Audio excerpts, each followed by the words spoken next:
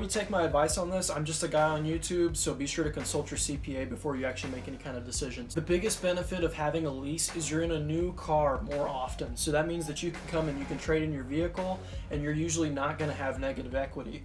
And basically, if you didn't know what negative equity is, it basically just means whenever you're financing a car and you go to trade it in, a lot of times you actually owe more money than what the car is worth. So for example, let's just say that you purchased a GMC Terrain for approximately $30,000, and then you go and you try to trade it in a couple of years later, and just for the example, we're going to pretend that the vehicle's now worth $20,000.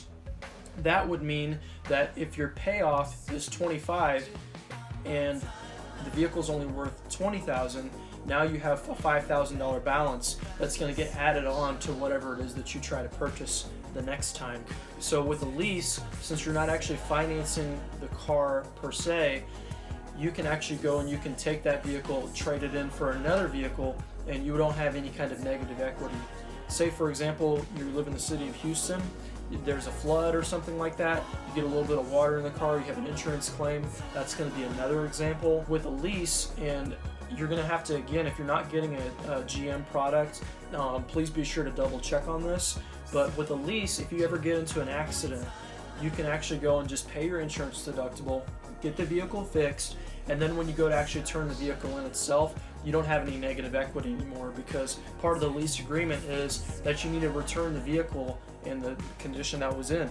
If you're somebody that changes cars often, leasing might be a better option for you. Let's just pretend you financed a car. You decided that you wanted to finance the car, take out a loan, you wanted to pay it off because you wanted the car to be yours at the end of the term, which is, a good thing. I mean, some people, they just want to have a clean title in their hand. Let's just pretend that you did do that. You're driving down the highway and somebody stops in front of you, you slam on your brakes, and then somebody hits you in the back. You get an insurance claim on the car. Anytime you get an insurance claim on the car, that's going to report onto the Carfax. So when you go to trade that car in 2 years down the road, you're going to have a Carfax accident report or damage report, which is going to make the value drop. So where that becomes a problem is, let's just pretend that in a normal situation, the vehicle would be worth, let's just say $25,000 in 2 years. And let's just say you put a little bit of money down at the beginning, and you also owe $25,000, so you're going to be kind of walking away clean from the deal. Now that you have an accident on the car, it may be worth several thousand less now. So let's just pretend that it's worth $19,000 after the accident. So you go to try to trade that car in, you owe $25,000, it's only worth $19,000. Now that $6,000 difference is going to have to be added onto the next car. And in most situations, it just depends. It depends on your credit score and a couple of other variables as well, such as the length of the term. But just for the example, we're going to say about $20 for every 1,000. So that means that if you have $6,000, if you do the math, that's $120 that's going to be added onto the next payment. So let's just say you get into another GMC Terrain, and we'll just pretend that the payment normally would be about $400 to $500. We'll just say $500. Now you have to add that $120 onto the $500, which now makes it $620. So you have a $620 payment now because you had that negative equity. Now, if you would have leased the vehicle and you go and you trade it in later, you don't have any negative equity. Let's just say the same instance happened. You get, somebody comes and rear ends you at a stoplight or whatever the case may be. You pay your insurance deductible, you get the car fixed. Hopefully if you have a good insurance policy, they'll pay for your rental reimbursement. You'll get a rental car, and then you can actually take and trade the car in, and you walk away clean essentially, as long as you just have normal wear and tear on the car.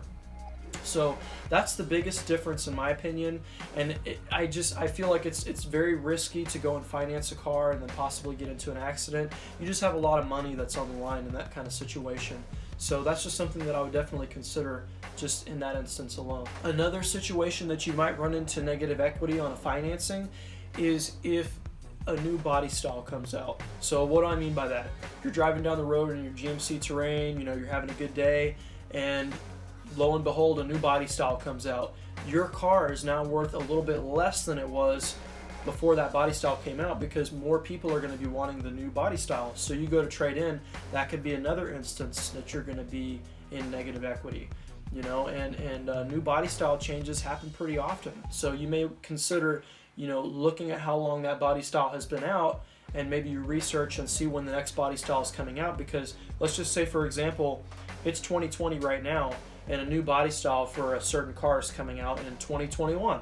So you're getting a good deal on the car, probably because they're going to be discounting it, but also know that the car is going to be worth less when that new body style comes out. So that's something that you really need to consider before you actually make a purchase on a car. Now on a lease, you're going to be getting a good deal on the lease, and then when 2022 rolls around, say it's a 24-month lease, you go to trade in your car and you can get that new body style and you don't have to worry about it. Another benefit of the lease is it's going to be great for people that don't really drive a lot. If you didn't know, most leases, well actually all leases, require that you drive a certain amount of miles. So you may have 10,000 miles per year, 12,000. It just depends on what the agreement is. So if you don't really drive a lot, it may be a good idea for you to lease. Let's just say you drive 5, 6, 7,000 miles a year for work, and then maybe you go on 1 or 2 vacations. There's your 10,000 miles. So that may be a good instance for you. I can tell you, at least with GM Financial, as of now, there's a 20 cent fee, which is whenever you purchase your miles up front. Anything over that is going to be 25 cents per mile. So let's just pretend you drive 1,000 miles over. You take 1,000 miles, you multiply that times 0.25, and then that'll give you your amount. So you'll have to pay $250, which will be a fee at the end when you turn in your actual vehicle itself. One other benefit, which is going to be the last one I'm going to be mentioning in this video, is a lot of times maintenance is included in your lease. Again, you'll have to check on your agreement and maybe contact your local dealership, but a lot of times you don't have to pay for the maintenance on the car. Oil changes, brakes, tires, it just depends. Like I said, check with your dealership on that. But that's another thing that you have to think of. If you keep a vehicle for a long period of time, eventually it's going to be out of warranty, and there's going to be some maintenance items that come up. And with the new technologies on these cars, sometimes it can be pretty expensive. Usually not. Usually they last a long time, but there's always a chance that something will go wrong, and in that instance you're going to have to pay for it if you don't have a warranty on it. Alright, that's going to be it for the video, guys. I appreciate you taking the time to watch. Just remember, run the numbers on the things, see what works best for you. Not every situation is the same. Leasing doesn't work for everybody. It really doesn't. You know what I mean? If your salesperson's telling you that leasing is better for everybody, you may just consider running the numbers and make the decision on your own. But like I said, every situation is different. Run the numbers, see what works best for you. And then there was one other thing I wanted to mention. No matter what, driving is going to cost money.